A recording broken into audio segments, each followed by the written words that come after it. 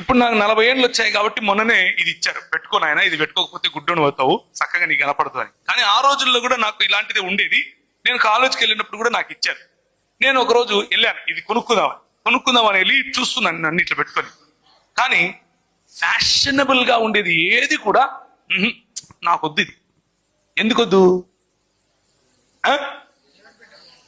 దేవుని బిడ్డను కదా.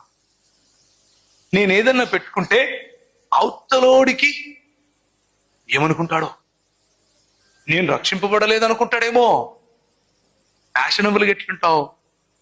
ఫ్లవర్స్ పెట్టుకుంటే పరలోకం పోతావా అని అడుగుతారు కదా, ఆ టైప్ అనమాట. ఇప్పుడు నేను బట్టలు కొనుక్కోవాలి, మంచిగా ఉండే బట్టలు కొనుక్కోకూడదు. ఎందుకు? నాది దేవుని బిడ్డ హై, నేను ఫ్యాషన్తో ఉండను హై. ఇది మతం నేర్పుతుంది. వెంట వెంటనే